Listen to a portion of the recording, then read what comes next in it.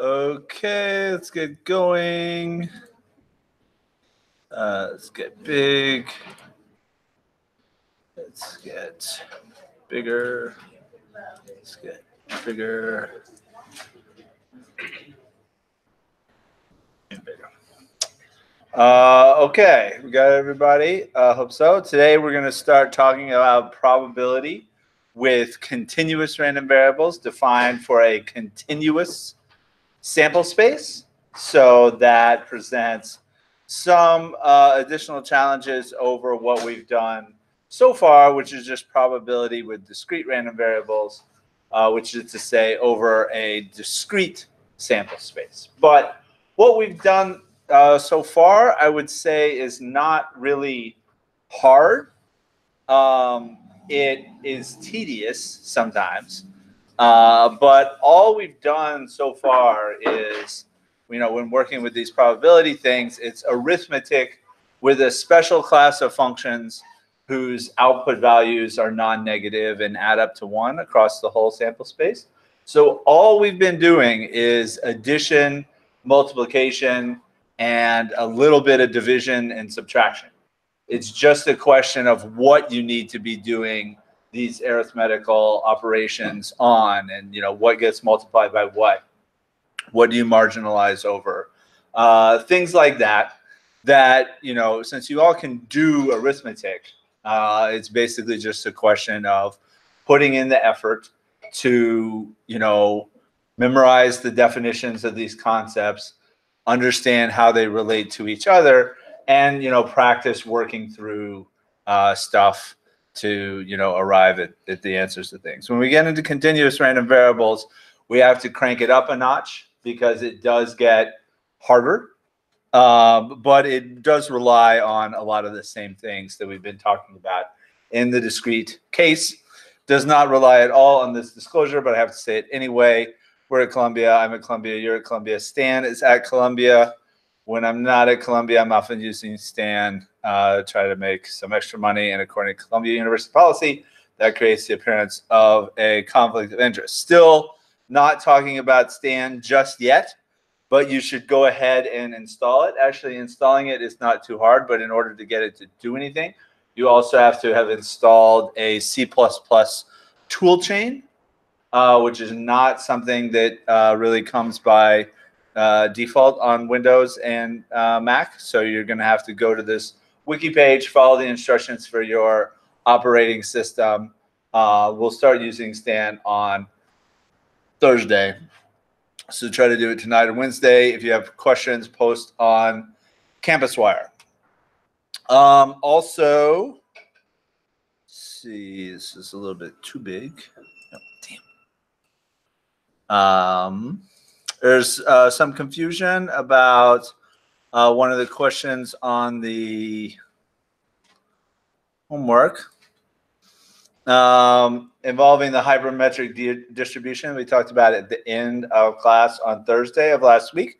So this one is appropriate when dealing with cards or urns or whatever, where you're doing random draws from that distribution without replacement. And we said it had this probability mass function and that involved 3 choose functions, and capital N is the size of the set being drawn from, which would be like 52 or maybe less cards if we're talking about a deck. K is the number of successes in the set, and N, little n, is the number of times that you're going to draw without replacement. Now, the D hyper function in R will calculate that probability for you, and it'll do it in a numerically stable way, but it parameterizes things in a different, albeit equivalent way. So the first argument, X, is the number of successes you're seeking out of K draws. Little m is the number of successes in the deck. Little n is the number of failures in the deck. And then K is the number of times you're going to draw. So if you wanted to know the probability in like a hand of poker of being dealt 2 10s, you could call D hyper with X equal 2. So that's the number of successes you want. 2, 4, m equal 4 is the number of 10s in the deck originally.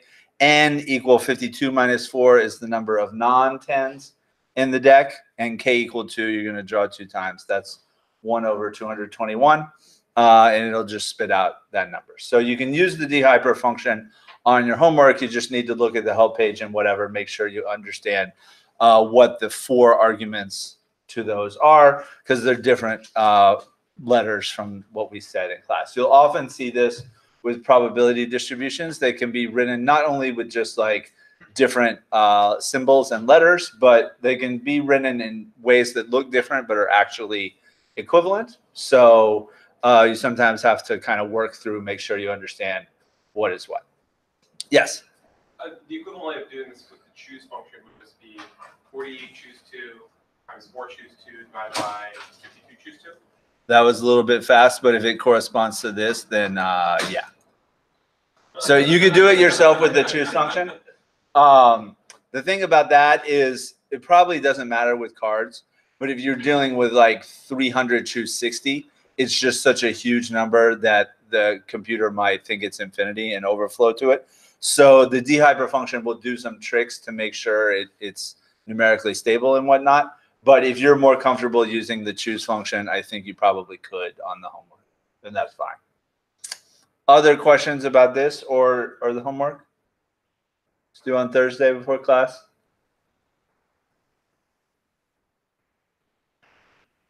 Okay. So we've talked about this probability function for x given some other parameters, 1 or more actually, which will generically denote theta, and specifically these functions that we input x and spit out the probability are called probability mass functions, or PMFs, and that's over a discrete sample space omega.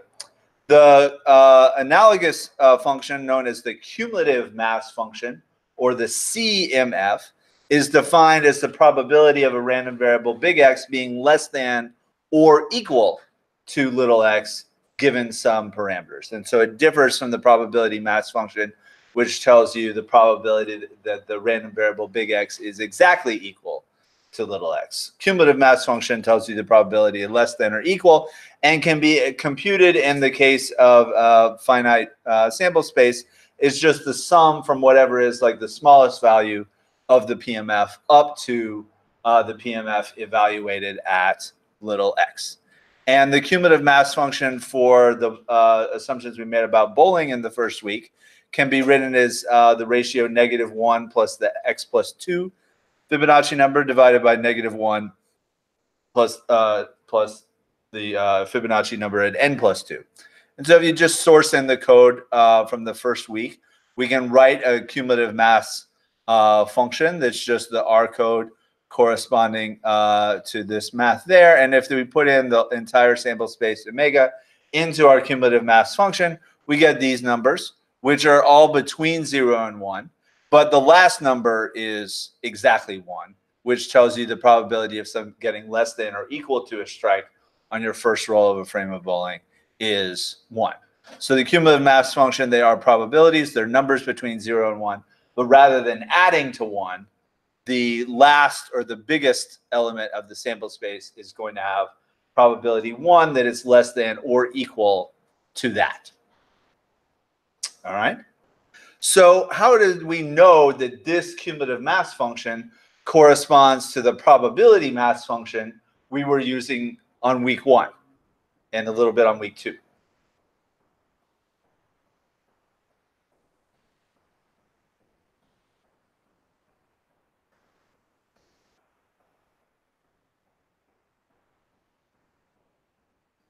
So the probability mass function is the probability a random variable big X is exactly equal to little x. How would we use the cumulative mass function to get the same information? The probability random variable big X is exactly equal to some little x. Yes? So we will use the cumulative of x plus 1 and then minus the cumulative of x. Like to use the differences between the two adjacent together. Right. So we would do that in this case.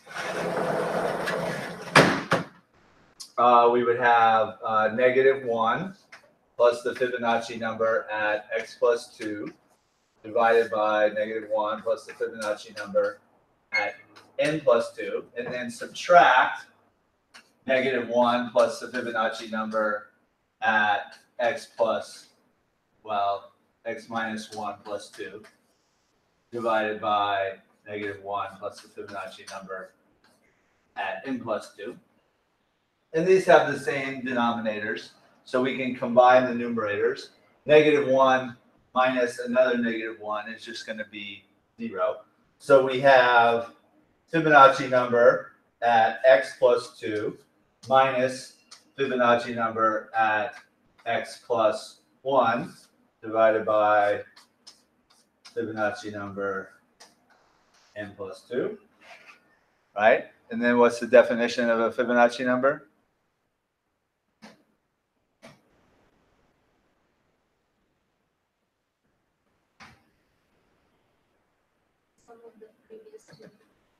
All right, so I can change this one here to Fibonacci number at x plus 1 plus Fibonacci number at x. And then this one cancels with that one, leaving us f of x divided by -1 plus the n plus 2 Fibonacci number, which was the probability mass function we were using previously. So this cumulative mass function matches up with the probability mass function that we started off with. Does everybody see that? And more importantly, the difference, first difference, the change in the cumulative mass function is equal to the probability mass function at x. Because we just subtract the probability that it's less than or equal to, x at the nth minus 1 value from the probability that it's less than or equal to x. So that's just another way of saying, if we, and probably can't see that so well with the lights, but if we just stack up in a bar plot the values of the cumulative mass function, then the difference in the height of the bars for successive values of the sample space along the horizontal axis here, the difference in the height of the bars is the probability mass function. So this is the cumulative mass function here. The difference in the height of the bars is the probability mass function. And since the bars are one space apart from each other, if we take, a line segment and just connect the tops of adjacent bars of the CMF, the slope of that line segment is going to be also the probability mass function. So the probability mass function is a probability in its own right, but it's also the change in the cumulative mass function, and it's also the slope of a line segment connecting adjacent pairs of the input space and the output space of a cumulative mass function. We got all that?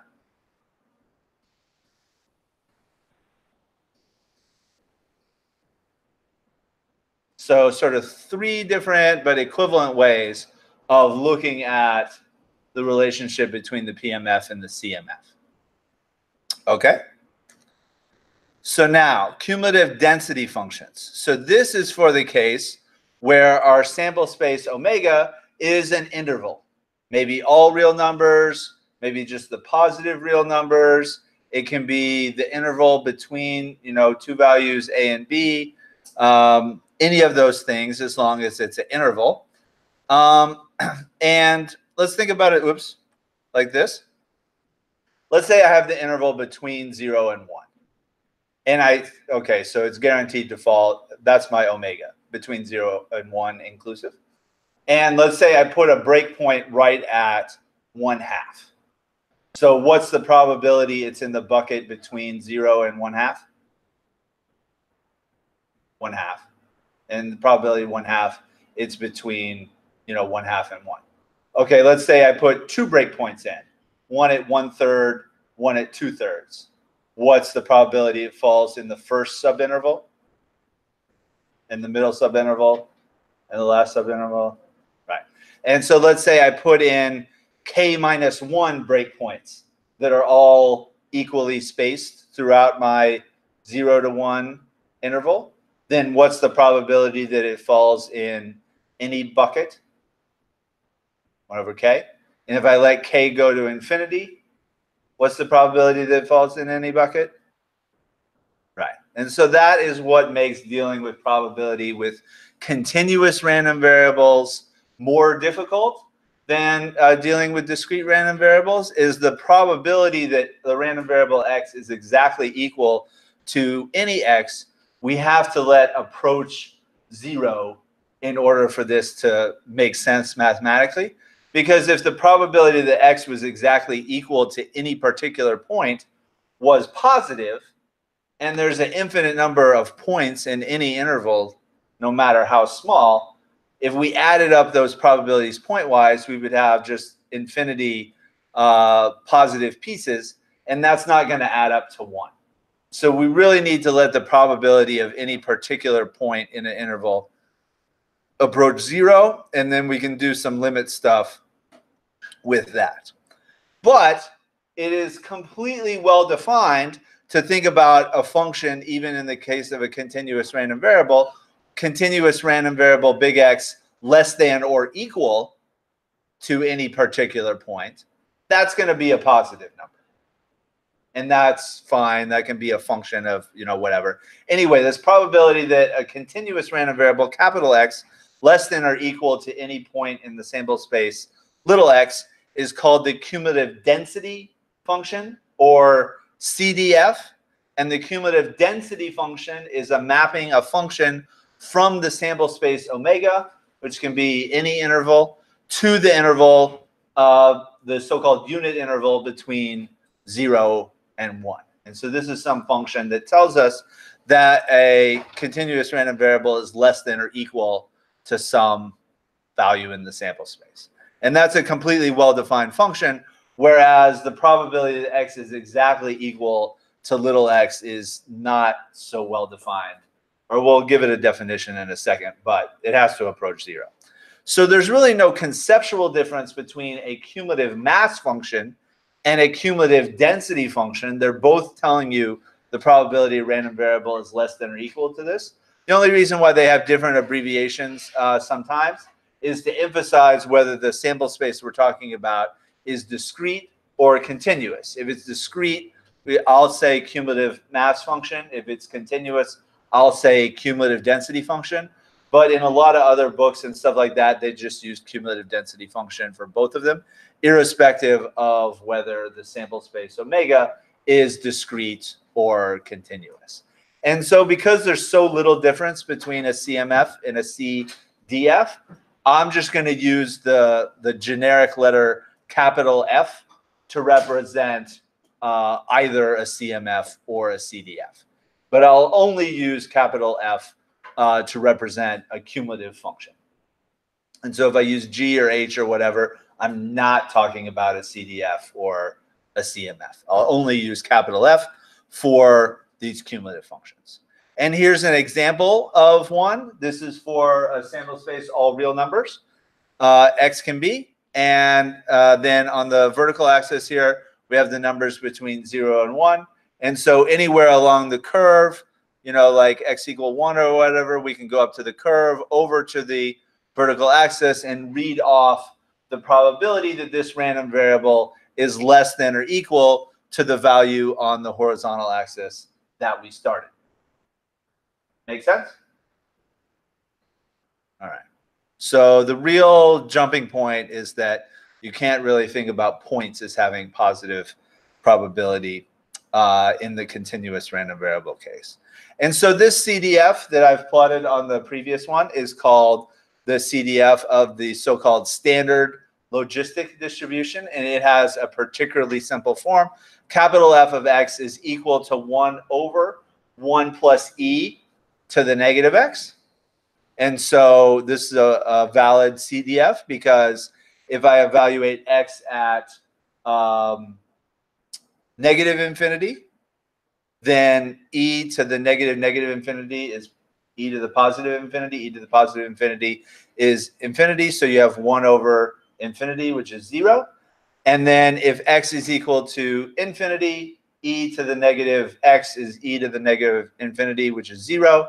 And so we have 1 over 1 plus 0, which is 1. So this is a function from all real numbers.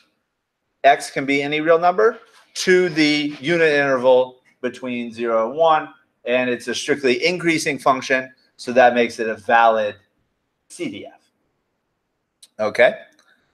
And the probability that random variable x is less than or equal to some value little x and simultaneously bigger than another value, let's say a, is just going to be the difference in the CDF evaluated at those 2 points, x and a, just like it would be in the case of a discrete random variable where we have a cumulative mass function.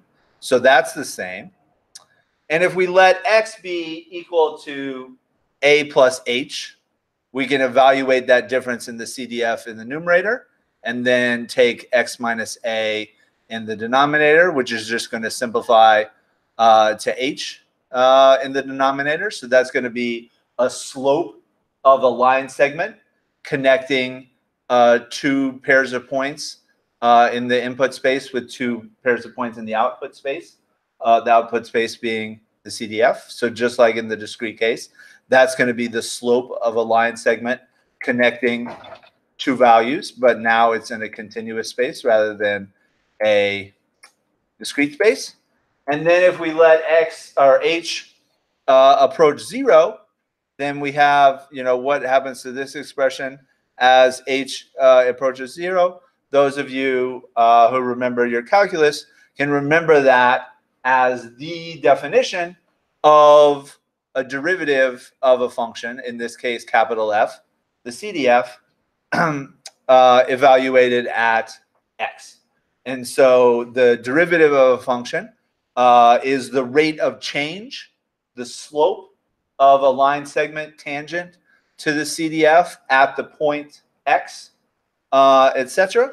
And so that derivative of a CDF, remember I always use capital F for a CDF.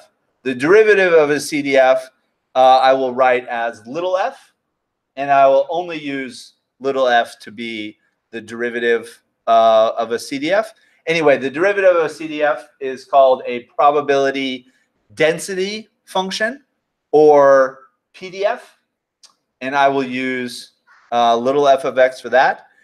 PDF is always going to be positive because the CDF is an increasing function, but the values of the PDF can get very small. So in the discrete case, the probability mass function is the rate of change in the CMF, but it's also a probability. In the discrete case, little f is the rate of change in the CDF, the slope of the CDF, but it's not a probability because, as we said, the probability in the continuous case has to approach 0, and little f is going to be a positive function. So even though PDF has probability in its name, a probability density function does not output a probability. It outputs a slope, albeit the slope of a CDF, and the CDF, the output of that is a probability. So it's telling me how fast my CDF is changing at the point little x, but it's not telling me a probability. It's telling me a slope. Nevertheless, the probability density function is used in pretty much all the same ways that a probability mass function is used in the discrete case, except for, saying what's the probability that x is exactly equal to little x. That's pretty much the only difference. So how will we come up with the slope of the CDF in the standard logistic case when the CDF is defined as 1 over the 1 plus e to the negative x? We take the derivative. And how do we do that?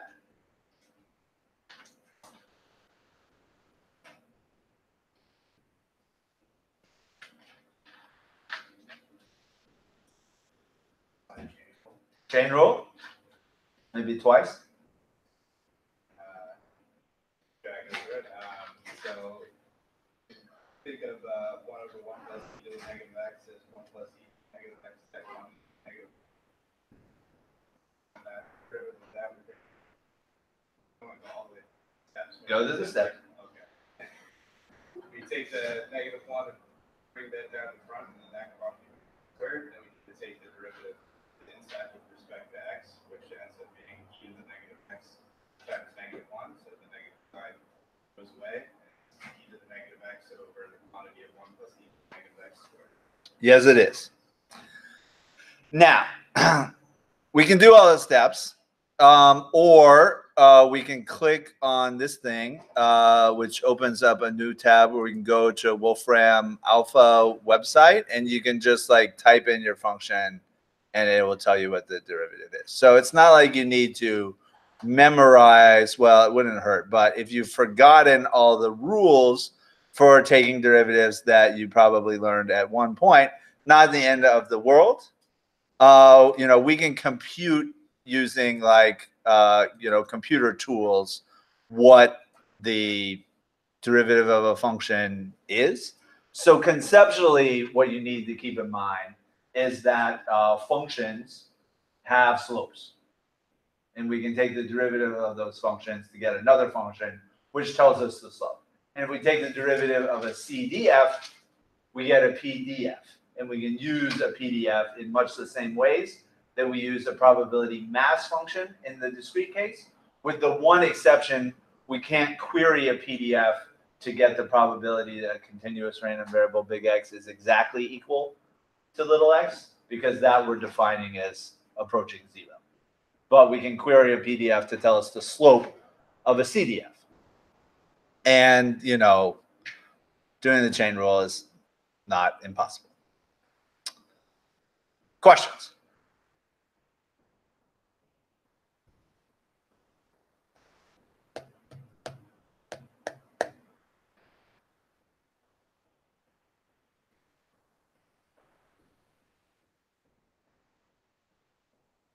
All right. So standard logistic distribution has one of the easiest forms of a CDF. Anything with like e to the negative x is going to be pretty easy to differentiate. But it's not the most popular distribution for continuous random variables.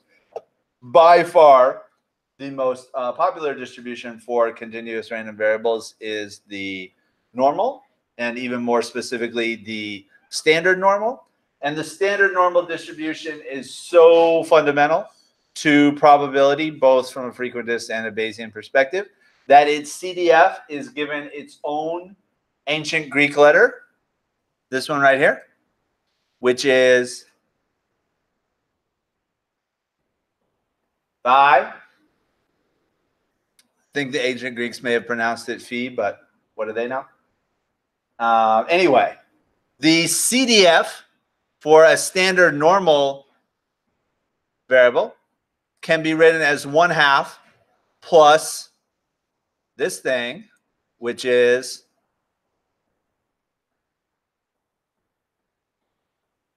what letter is that?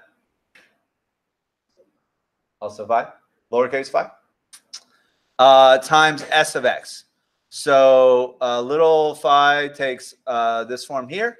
S of x is the sum from 0 to infinity of x to the power 2n plus 1 divided by the so-called double factorial of 2n plus 1. The double factorial is like the regular factorial, except you go down in steps of 2.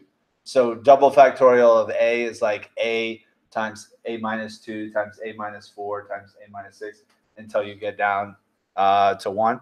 It doesn't come up often enough that you really need to like remember that, but I'm just telling you the CDF of a standard normal distribution can be written as 1/2 little phi of x times s of x.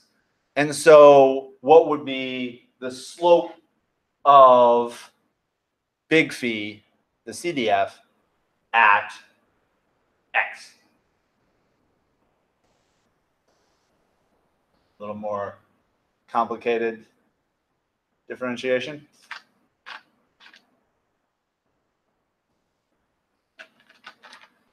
So what's the derivative of 1/2 with respect to x? 0. What's the rule for differentiating a product of two functions of x?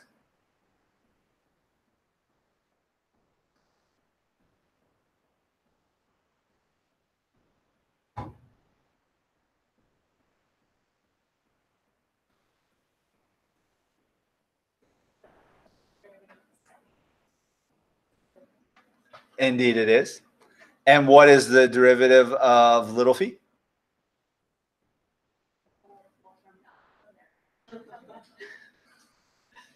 Don't really need to rely on Wolfram alpha for this one because it involves e to some function of x. So it's the derivative of e of x.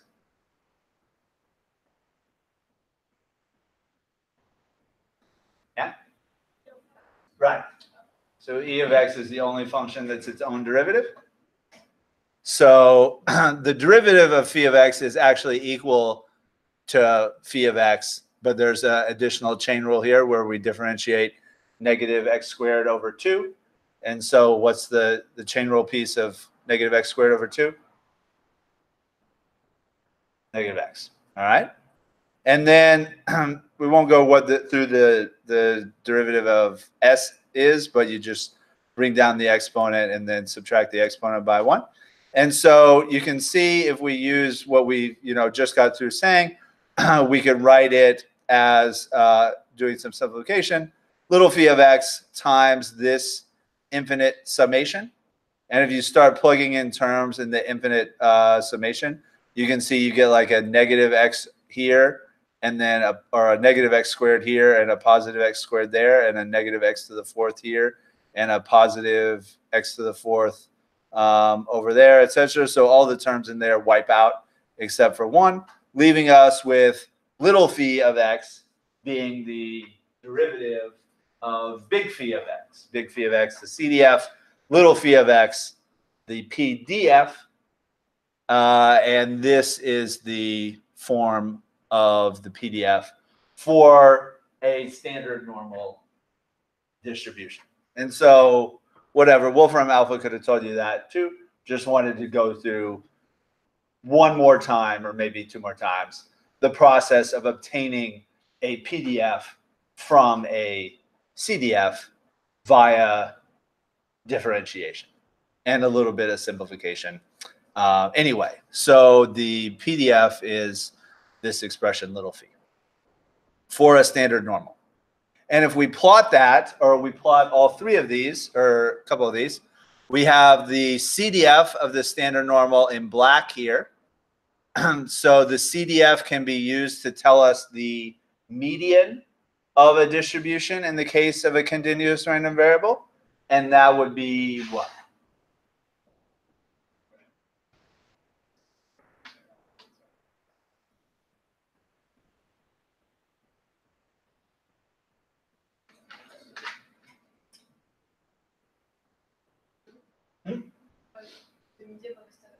Yes.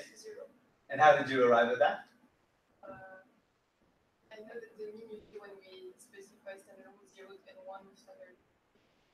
Yeah. So, but how can we tell it from the CDF, the black curve here?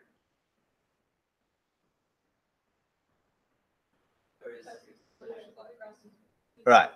So we know the median is defined as the value such that half the cumulative probability is less and half the cumulative probability is more. In the discrete case, we had to do some fudge stuff because it wouldn't be exactly 0.5. But in the continuous case, there is a unique number that is the median. So we start at 0.5, go over to the curve, and then down to the horizontal axis. That tells us the value of the sample space such that half is less, half is more. And that is 0 in this case. But in general, it's where you go 0.5 over the curve and then down. So in red, and that can be done just by calling p norm of x. You don't ever like write out all this infinite sum stuff. R can calculate this for you in a more numerically stable way. So you just call p norm. The distributions in R for the CDF and the CMF, they start with p and then they have some suffix on them which tells you what distribution it pertains to. And then D norm will tell you the PDF in the continuous case or the PMF in the discrete case. So here we're continuous. Here we have D norm. That's the line in red. And this is what you probably associate with the standard normal distribution, the so-called bell-shaped curve. But a lot of people are like, yeah, I know the normal distribution, but you don't know that the curve is this expression given by little phi, or you don't even really know what the curve means. But we know what it means because we have rigorously applied the definitions. The PDF in red here is the slope of the CDF in black. So the CDF starts out pretty flat, and so the red line is barely positive. But kind of in the middle here around 0, the black line starts to get more steep, and as steep as it gets. And so the PDF in red peaks when x is equal to 0. And then the CDF starts to get flatter and flatter and flatter as we get into bigger and bigger numbers. And so the PDF, which is the slope of the CDF, goes down again, and then it plateaus out at 0. So the red line is just representing the slope of the black line. But the PDF can be used for other things, such as telling us what is the mode of a standard normal distribution. The peak. And where does the peak occur? Also 0. So the median and the mode are different concepts, but the value of them happens to coincide in the case of a standard normal distribution. That won't be true for all distributions, but it's true for some of them, the symmetric ones. Yes, Calvin? With the mode, like if if x equals x, it's 0. Then how do we know? Right. So the mode is defined slightly differently in the continuous case. It's the value that maximizes the PDF. And that is analogous, but not totally the same as in the discrete case. What is the value of the sample space such that the PMF is highest? So it's just really the switch from discrete to continuous, but it's the same idea. Mode, highest value of the PDF, assuming it to be unique, which it is in this case. Finally, and we'll talk about this more on the next slide, we can take any function, multiply it by a PDF, and we have another curve. This is given in green. So green is the curve x times the PDF of x under a standard normal distribution. So the reason why I say you use the probability density function in the case of a continuous random variable in much the same way that you use a probability mass function in the discrete case is as follows. So let's say we have some function, any function, let's call it g of a continuous random variable big X. Now, I said before, a PDF, even though it stands for probability density function, doesn't tell you the probability that a continuous random variable big X is exactly equal to little x, because we have to let that approach 0. But when you can think about the probability that x is in a small interval between x and x plus dx, where dx is the sort of infinitesimal number. The way you can think about dx kind of informally, it's like the smallest piece of big X that you still have to keep track of. So if you dx squared, dx cubed, all those you can just say like that's so close to 0 that I don't even have to worry about it. But dx is like the smallest value that you still have to keep track of. And so the probability of random variable x is in a tiny interval is equal to the PDF evaluated at x multiplied by dx. So that's the probability that falls in a tiny interval. And then we can define the expectation of g of x if it exists, which it doesn't have to, but assuming it exists, it's defined to be not a probability weighted sum, but a probability weighted integral. So f of x times d of x is the probability that x falls in a tiny interval around x.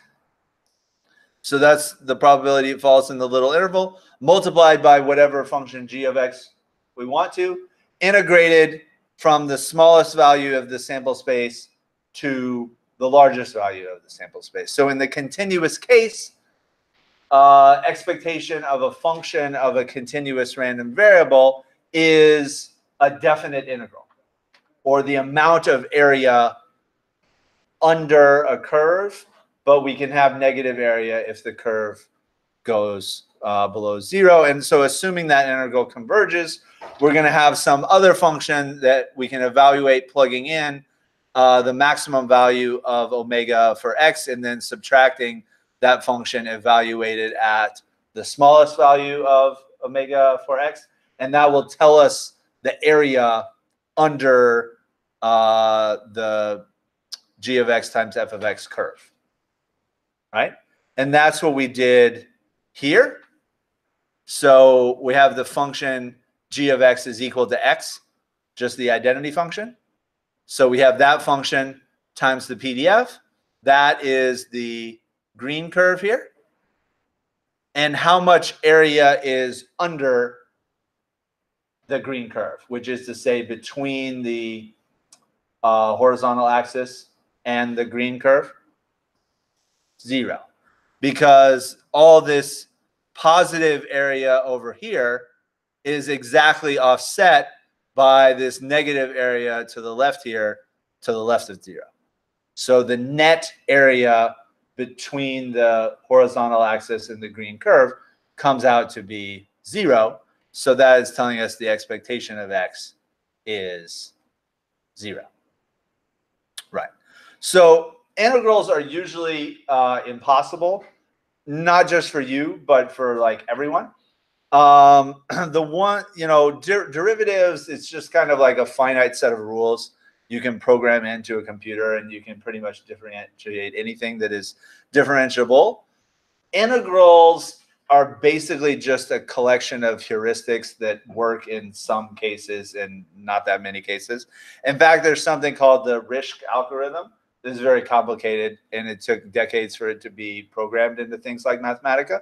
But it will tell you if an integral has a so-called elementary antiderivative. Elementary meaning only involving like addition, subtraction, multiplication, division, powers, e, log, etc. And it'll tell you, does this integral have or does this function have an elementary antiderivative or not? And most of the time it's not. There's a few other functions you can integrate with like trigonometry, but whatever. But we really don't need to symbolically find antiderivatives like we would need for indefinite integrals. We only need to work out definite integrals. And that's still hard, but at least in one dimension, we could pretty much get the area under the curve of any curve just by using like little trapezoids. When you first learned how to do integrals in order to approximate that area. So you can click on this and do like Wolfram Alpha online for integrals as well. Or Columbia students can download Mathematica and install it for free from the CUIT webpage. Now, there's a lot of things that are wrong with Mathematica software and, Stephen Wolfram in particular, but it is kind of useful for some things like symbolic math.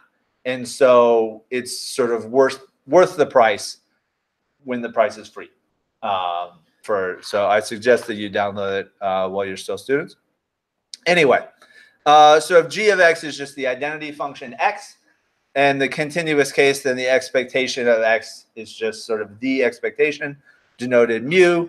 And if we let the function g of x be the quantity x minus its expectation quantity squared, then the expectation of that is just the variance, and it's still equal to the expectation of x squared minus the square of the expectation. So this idea of, you know, expectation, variance, you know, correlation, all these other things, they still have the same definitions, but in order to like work out what they are, you need to be doing integrals over the sample space rather than sums. So in the discrete case, we can sum points. In the continuous case, we can't sum points, but we can sum little pieces of area up to total amount of area under the curve. And, you know, even less often are we going to work out exactly what an integral is. We'll probably do that like once or twice. But for the most part, we just want to know what's the number. And even that's too hard a lot of times. So we'll have to give up on this. But conceptually, we can extend all these concepts that we define in the case of discrete random variables to the case of continuous random variables by switching our summations to definite integrals. That's about it. Questions?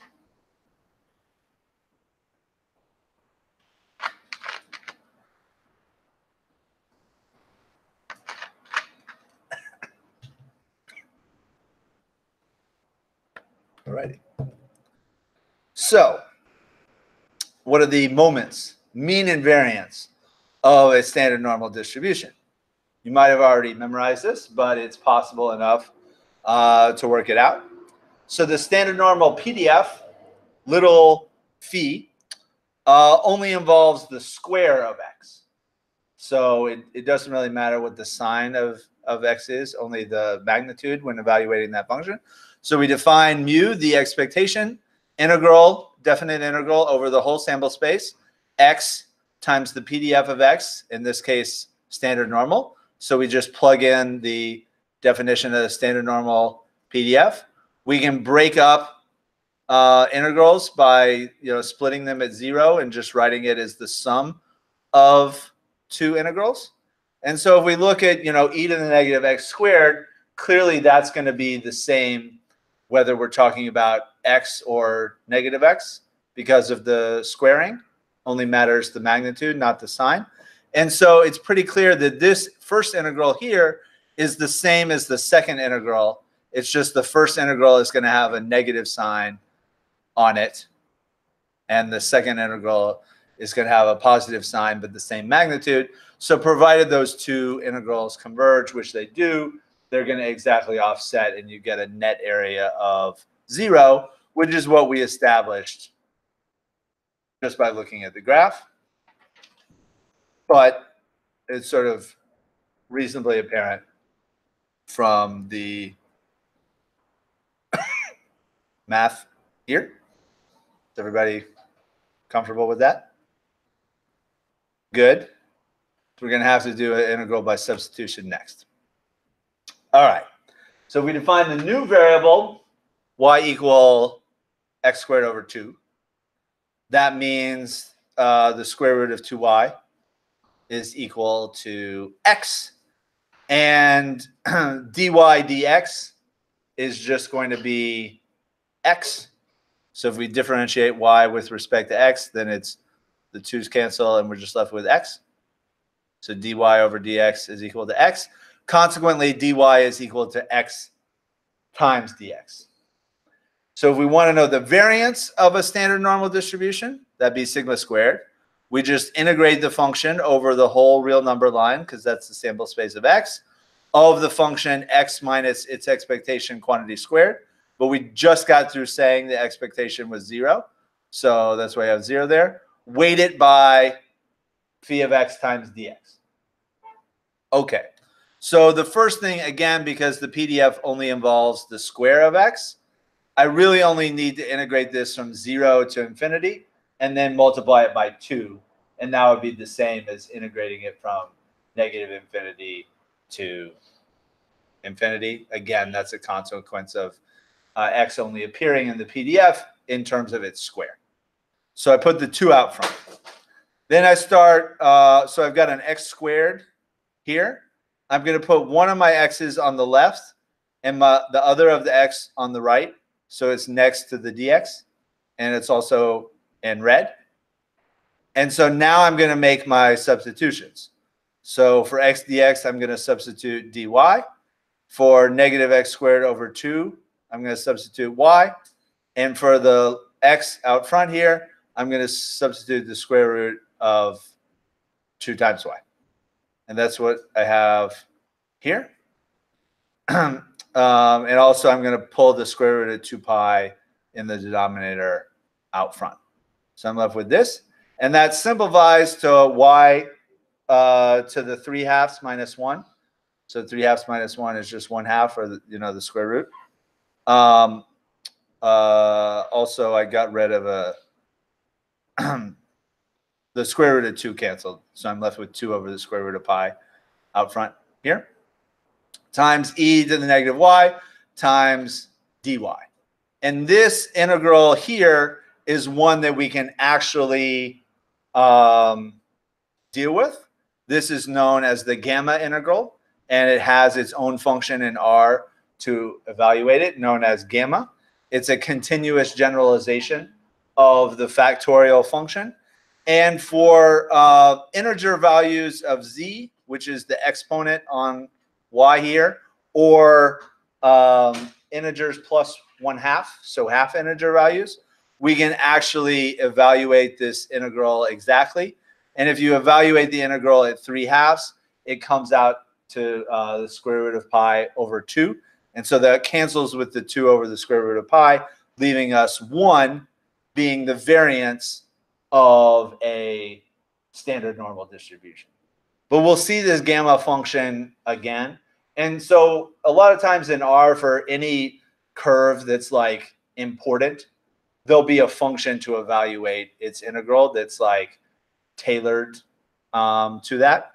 At least, so for a lot of these one-dimensional things, there'll be a function in R that will approximate the area either exactly or to like 16 digits of precision for us that we can just use. But in the case of gamma at 3/2, we know it's exactly the square root of pi over 2. Cancels with the 2 over square root of pi, implying to us that the variance of a standard normal is 1. So this standard deviation of a standard normal being the square root of the variance, also 1. So this is how people like a long time ago, before there was Wolfram alpha, worked out these sort of fundamental characteristics of probability distributions, such as the standard normal, also known as Gaussian. Gauss spent a lot of time investigating this distribution, although he wasn't really the first one or the only one, but it ended up also getting named after Gauss. So that's kind of how we work those out. Now we want to talk about transformations. And this is something, I've been teaching this class for like 5 years now. And every year you people manage to screw this part up, even though it's not that hard. So we do it in class, we do it on the homework a couple times, we do it on the final, and you still get it wrong. So this year we're going to get it right, even though I'm saying the same things I've been saying for the past 5 years. All right. So if z is distributed standard normal, and we write x as a particular function of z, namely the function mu plus sigma times z, how can we figure out what the PDF of the random variable x is? Remember, random variables are functions. Functions of random variables are functions. And so functions of random variables are also random variables. So if z is a random variable, specifically a standard normal random variable, then x also has to be a random variable. And what is its PDF?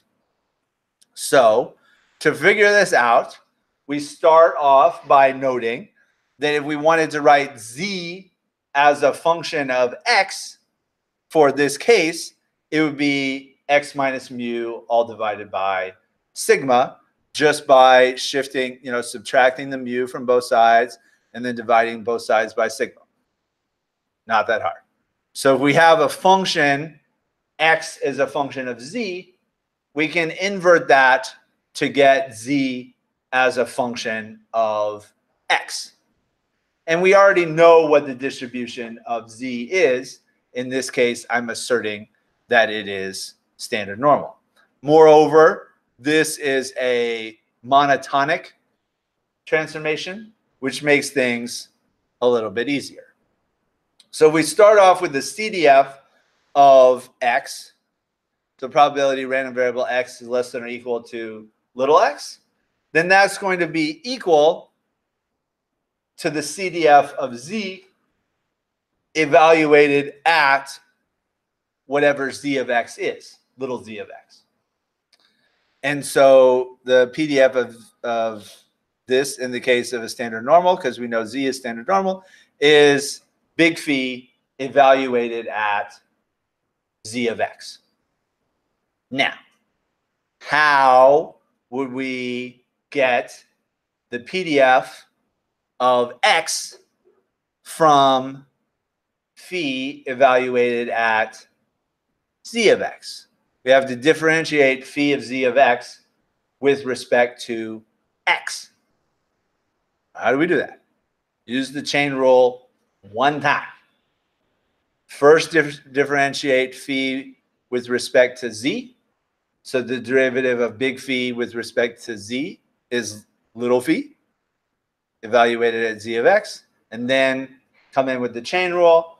The derivative of z of x with respect to x, we multiply that, evaluate the whole thing in terms of x, and that gives us a PDF with respect to x.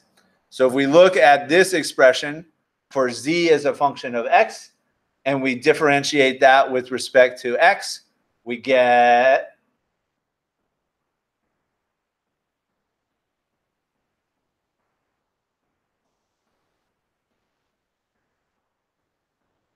x minus mu over sigma. What's the derivative of that with respect to x? 1 over sigma. Sigma is just a constant. All right. So we have little phi evaluated at z of x multiplied by the derivative of z of x with respect to x, which is 1 over sigma. And so we get this expression here evaluated in terms of x. So everywhere there was going to be a z, we just put x minus mu divided by sigma.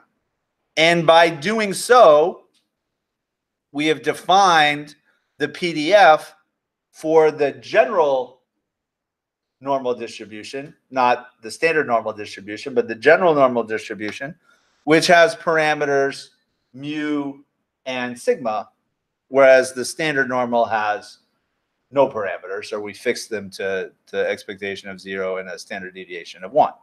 So we can work out what the expectation of x is by utilizing the fact that the expectation is a linear operator.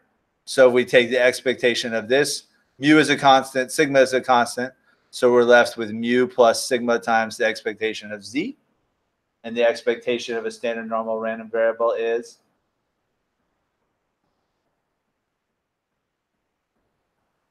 zero. So we're left with mu plus sigma times 0, which is just mu. And the expectation of x minus mu quantity squared is just going to be expectation of sigma times z squared. Pull out the sigma squared because it's a constant. Expectation of z squared, if z is standard normal, is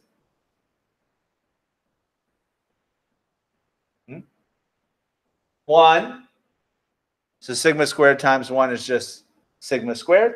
So the variance of a general normal distribution, sigma squared. So that's not a coincidence that the parameters of a general normal distribution can be understood or interpreted as the expectation and the standard deviation, or you'll sometimes see expectation and the variance, maybe some other things. But anyway, this is how the general normal distribution with mean mu and sigma, standard deviation sigma, comes from the standard normal distribution. General normal distribution is obtained by taking standard normal distribution, scaling it up by sigma, shifting it over by mu.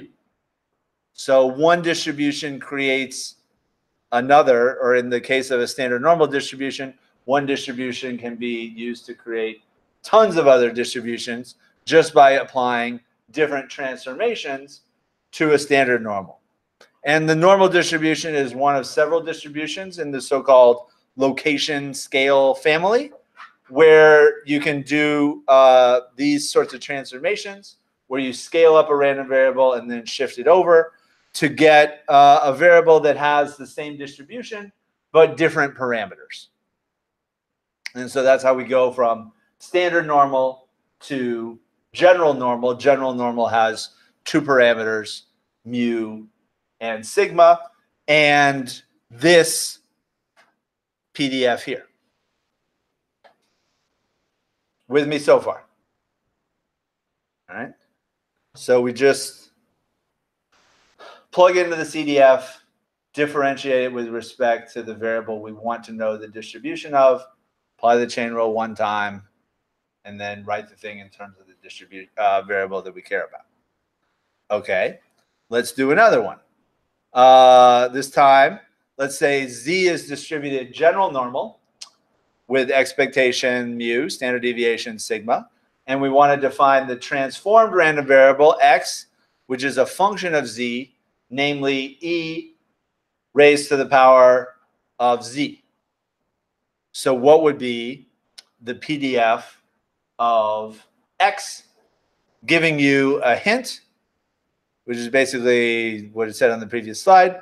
You want to think about what is the CDF of Z, the probability that random variable big Z less than or equal to Z of x.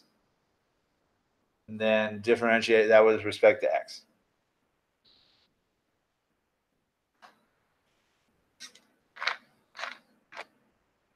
Wolfram Alpha can do this too, but so can people.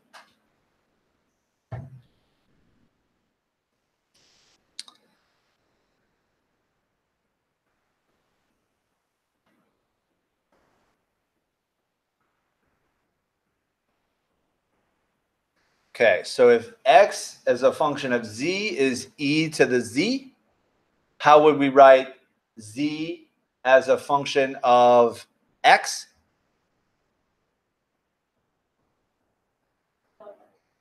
So Z is equal to log x. And what's the derivative of log x with respect to x? 1 over x. Okay. So we got that there. And so our PDF of x equal to the PDF of Z evaluated at Z in terms of x, multiplied by the derivative of Z of x with respect to x, which we just got through of saying was 1 over x. And so we just take the normal PDF for Z, write it in terms of x, and multiply by 1 over x out front. We get this expression here for the PDF of x. And so x has a so-called log normal distribution. But x is going to be a positive random variable.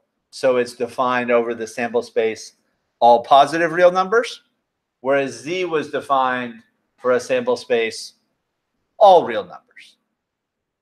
But again, pretty much all we did was use the chain rule one time for relatively simple transformations. Now remember, mu and sigma are parameters to the log normal distribution, but they're not the expectation in the standard deviation of x. They're the expectation in standard deviation of Z.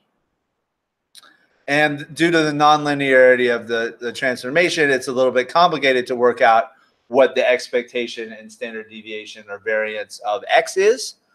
But you know, you can look these up on Wikipedia, or you could work them out if you had enough patience. They depend on mu and sigma, but they are not mu and sigma themselves. Mu and sigma pertain to the mean and standard deviation of z. The mean and standard deviation of x are going to be different due to the nonlinear transformation that we used here.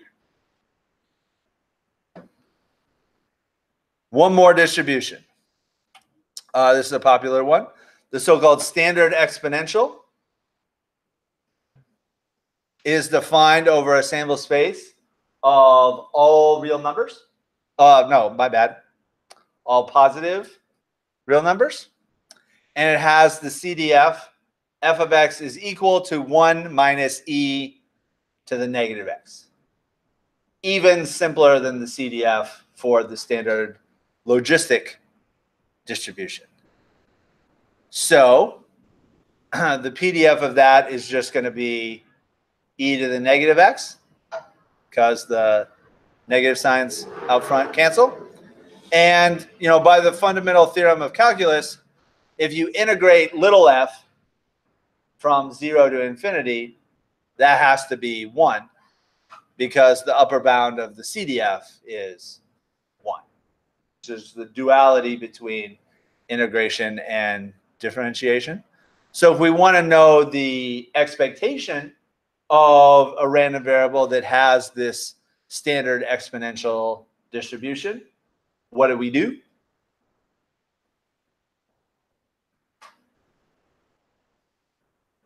How would we apply the definition of an expectation in this case?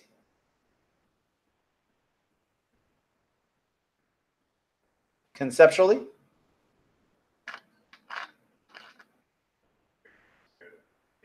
Integrate what from 0 to infinity? That's going to be 1.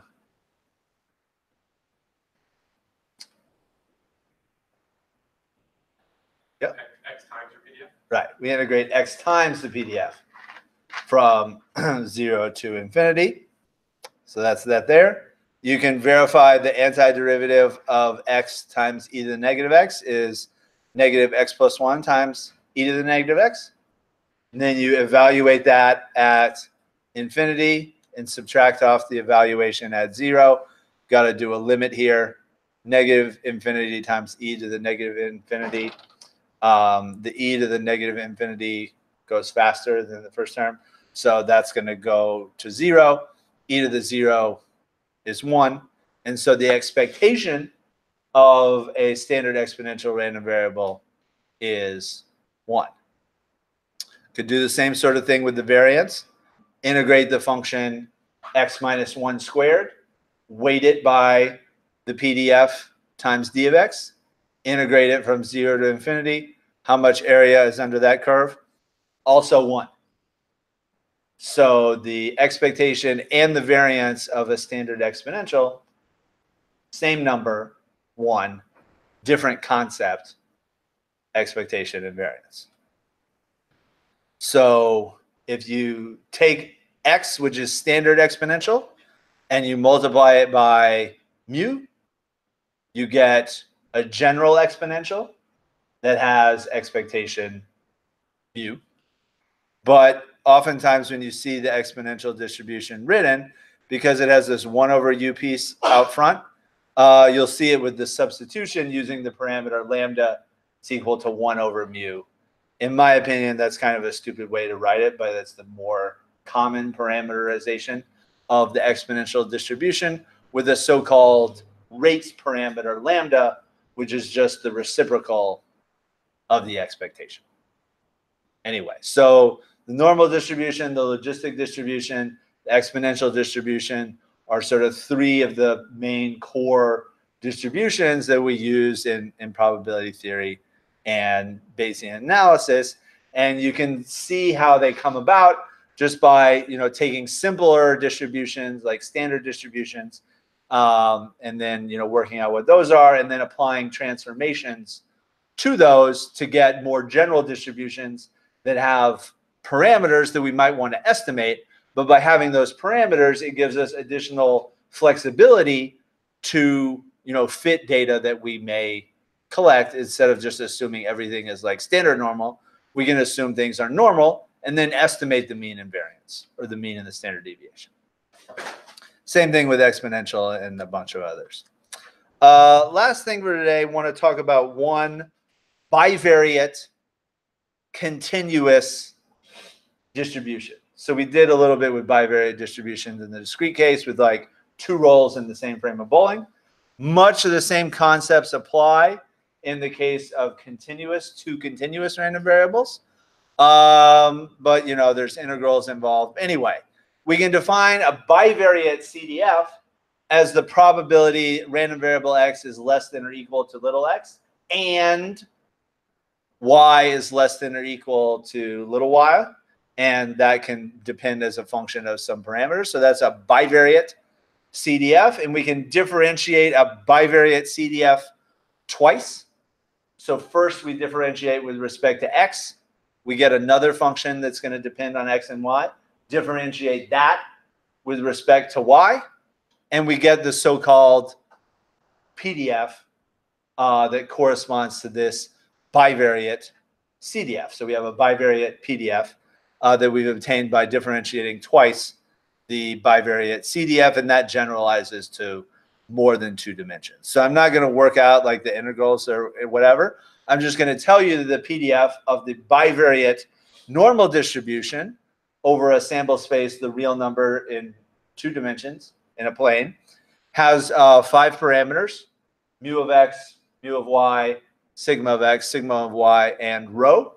And the bivariate PDF for the bivariate normal distribution can be written with this kind of long expression here, but it's relatively tractable. And if you just do some math and some simplification on this here, you can write it in terms of the second line, which if you look at it, so we have this piece here, first piece over here, first piece over here, yeah, which is now kind of obscured, whatever.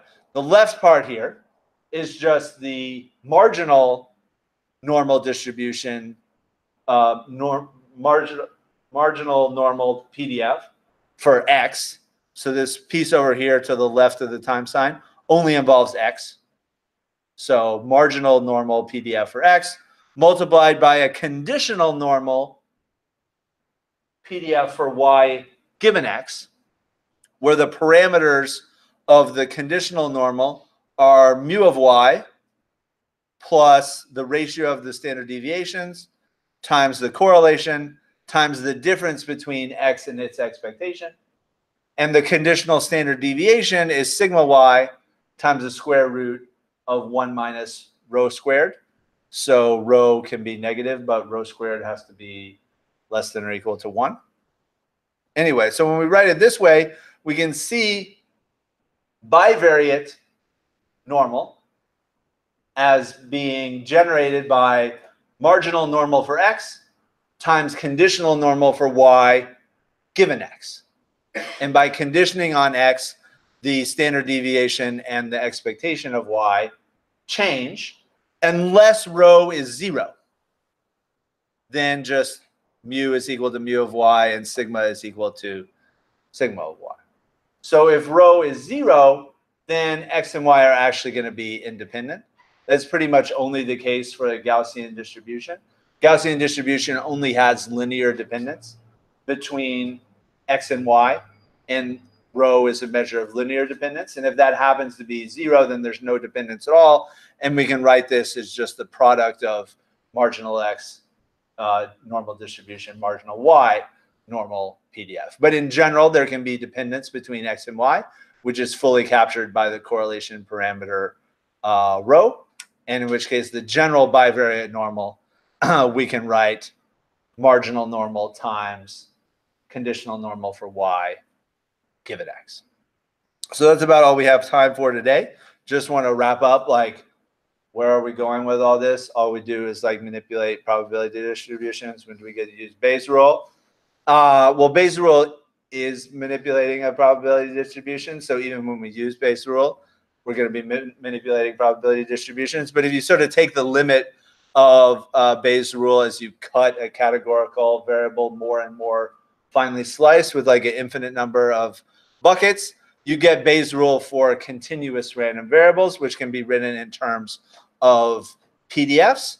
So the conditional PDF for the parameters given the data that we want is prior PDF for the parameters times conditional PDF for the data given the parameters divided by the PDF for the data.